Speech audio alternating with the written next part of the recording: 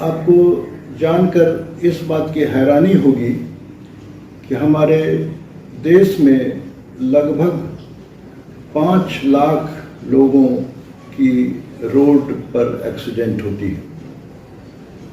ये वो लोग हैं जो रोड पर या तो पैदल चलते हैं या अपनी सवारियों से चलते हैं, जैसे कि मोटरसाइकिल, कार, साइकिल या बस में सफ़र करते हैं।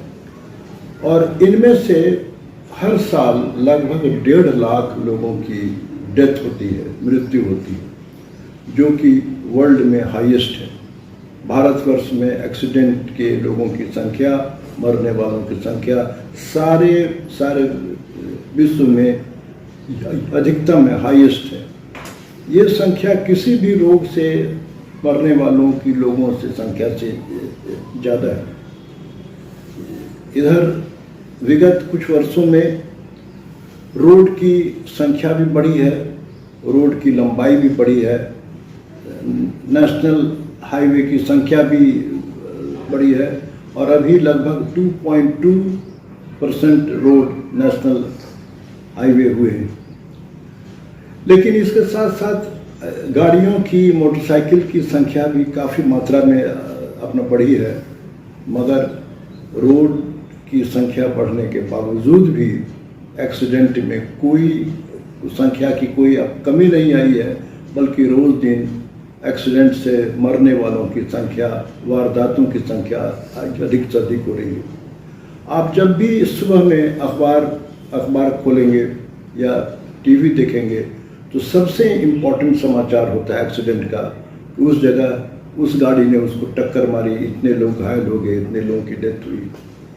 और मरने वालों में आम लोग ही नहीं, आम नागरिक ही नहीं, बल्कि VIPs भी हैं, हमारे पॉलिटिशियंस हैं, हमारे फिल्म स्टार्स हैं।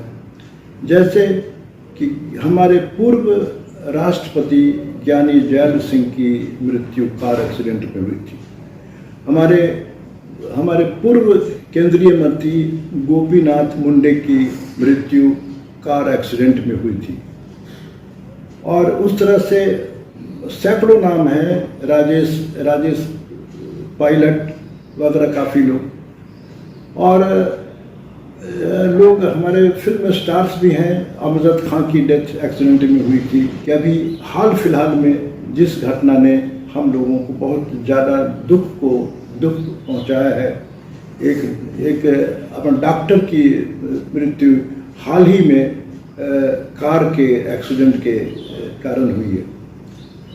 आइए आज हम इस पॉडकास्ट के मार्फत ये जानने की कोशिश करते हैं कि आखिर रोड एक्सीडेंट की संख्या क्यों बढ़ती जा रही है। क्या उसका कारण हमारी सड़कें हैं, हमारी यातायात के नियम हैं, या हमारी भूल है। हमारी भूल का मतलब उसमें हमारे कार के जो या गाड़ियों के, मोटरसाइकिल के, बस के ड्राइवर्स हैं, उस पर बैठने वाले लोग हैं, या रोड ट्रैफिक नियमों की अनदेखी है, या रोड सेफ्टी में अपना कमी के कारण है। और इस पॉडकास्ट के माध्यम से हम ये जानने की कोशिश करेंगे, मेरा मुख्य उद्देश्य हो गया कि अगर हम लोग अपने मानवीय भूलों में थोड़ी सी सुधार लाएं तो लगभग 70 से 80% एक्सीडेंट को कंट्रोल करने में सफलता मिल सकती है। और एक्सीडेंट की संख्या में काफ़ी आएगी कमी अगर हमारी जो मानवीय भूलें हैं, जो हमारे ड्राइवर से, हमारे लोग पैदल चलने वाले लोगों से, मोटरसाइकिल सवार लोगों से होती है। इन छोटी छोटी गलतियों को अगर हम लोग दूर करें तो एक्सीडेंट में काफ़ी कमी आएगी। और बहुत सारे डेथ को, जो अक्सर डेथ 18 से 35 साल के बीच में हमारे यंगस्टर की मौत एक्सीडेंट में होती है, उनकी जान बचेगी, जो हमारे देश के रीढ़ हैं, जिन पर हमारे देश का भविष्य निर्भर करता है। साथ ही साथ इस वीडियो में मैं इस बात का भी आपसे अपना जिक्र करूंगा कि अगर एक्सीडेंट हो जाए तो हम क्या करें, हमारा क्या दायित्व होता है, हम कैसे उस घायल की देखभाल करें, ताकि उस पर खतरा अपना कम से कम हो, उसकी अपना जान न जाए। तो सबसे पहले हम इसकी शुरुआत करते हैं कि सेफ अपन ड्राइविंग के लिए, ड्राइविंग करते समय खतरों से बचने के लिए वैसे कौन से उपाय हैं, सरल उपाय जिसको हम करें, उसमें क्या करें और क्या ना करें। ड्राइव करते समय जिन बातों पर विशेष रूप से ध्यान देना है, सेफ ड्राइविंग का सबसे पहला मंत्र है स्पीड पर नियंत्रण रखना। हमारे जो यंग वर्ग हैं, जिनकी उम्र 20 से 35 साल के बीच में है, उनमें एक खास आदत होती है कि तेज रफ्तार से गाड़ी ड्राइव करने की, चाहे वो मोटरसाइकिल ड्राइव करते हों या कार को अपन ड्राइव करते हैं। अगर इस आवेश पर, इस आदतों पर आप अंकुश लगाएं तो 70% एक्सीडेंट स्पीड के कारण होती है, ओवर स्पीड के कारण होती है, वो कंट्रोल हो जाएगी। स्पीड ऑप्टिमम रखें, ना बहुत ज़्यादा स्लो ना बहुत ज़्यादा फास्ट। स्थिति के अनुसार गाड़ी को ड्राइव करें।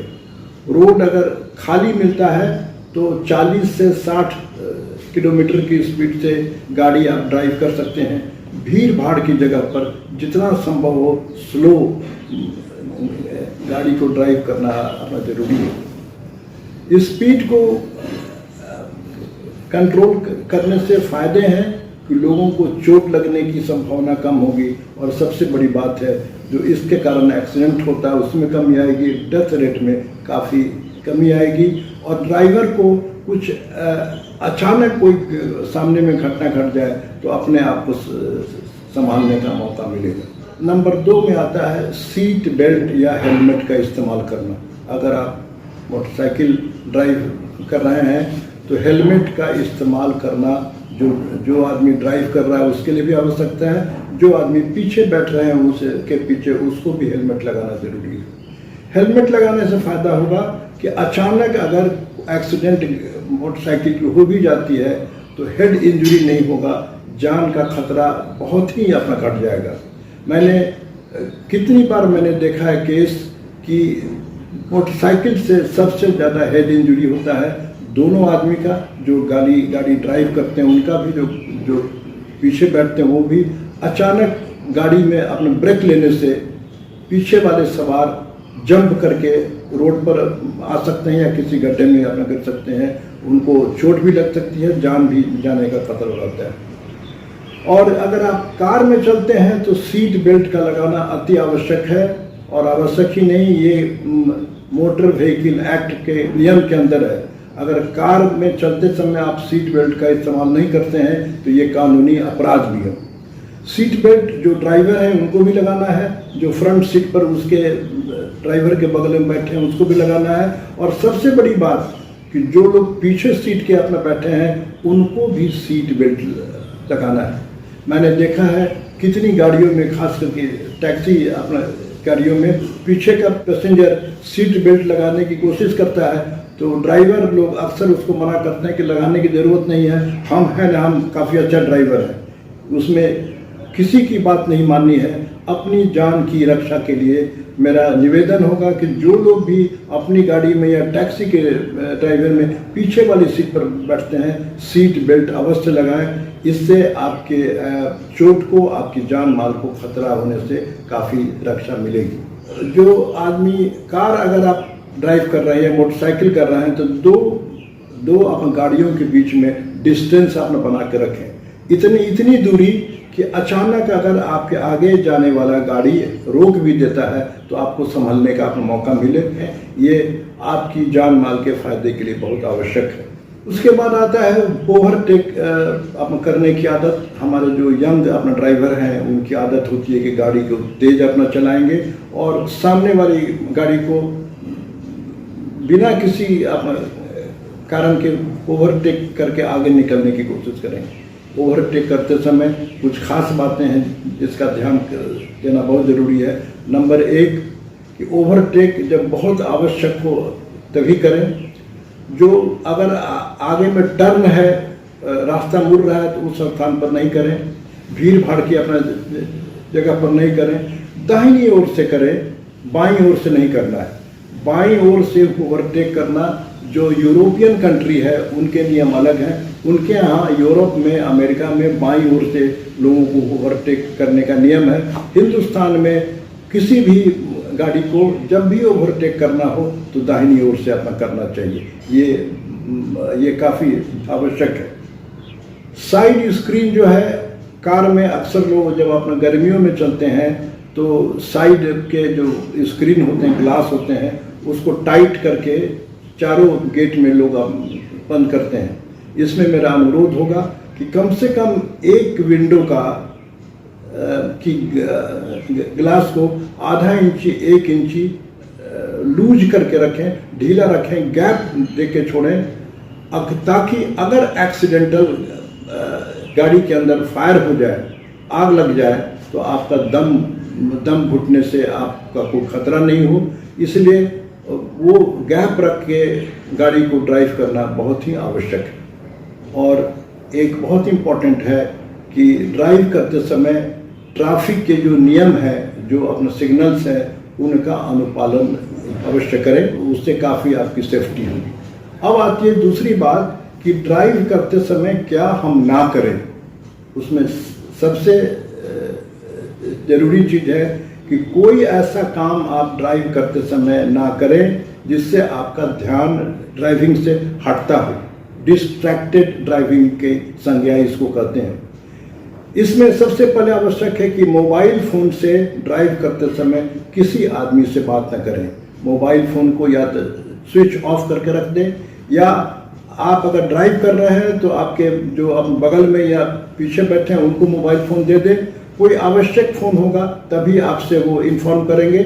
और फ़ोन से बात करना ज़रूरी हो तो गाड़ी को साइड रोड के किनारे करके रोक दें। रोकने के बाद आपको अगर बहुत आवश्यक फ़ोन हो तो बात करें, लेकिन ड्राइव करते समय कितना भी इम्पोर्टेंट फ़ोन हो आपको बात नहीं करना है। ये आपकी सेफ्टी के लिए, आपकी जान माल के लिए बचने के लिए बहुत आवश्यक है। दूसरा चीज़ है कि ड्राइव करते समय खाने पीने की चीज़ कुछ भी नहीं लेनी है। चाय, कॉफ़ी, कोल्ड ड्रिंक कुछ भी आपको नहीं खाना है। बहुत लाउड अपने म्यूज़िक को नहीं ना ऑन करना है ना अपना बजाना है। और वो ये सब कुछ बातें हैं जो इसीलिए करना है क्योंकि आपका ध्यान ड्राइविंग के अलावा किसी अन्य वस्तु पर नहीं हो। ये भी एक्सीडेंट का एक बहुत महत्वपूर्ण कारण है। दूसरी चीज़ है जो आपको नहीं करनी है कि अल्कोहल का सेवन करके ड्राइव नहीं करना है। देखा गया है प्रायः कि अल्कोहल का सेवन करने के बाद वो एक्शन या रिफ्लेक्स या कोई ऐसी परिस्थिति आने पर एक्शन करने में ड्राइवर को थोड़ी सुस्ती होती है, थोड़ी दिक्कत होती है। मैं इन्हीं बातों के साथ इन वीडियो को समाप्त करता हूँ। अगर आपको अच्छा लगा हो तो इसको अवश्य सब्सक्राइब करें और अपने दोस्तों में भी शेयर करना ना भूलें। Thank you. मैं डॉक्टर A.K. गुप्ता आपसे विदा लेता हूँ।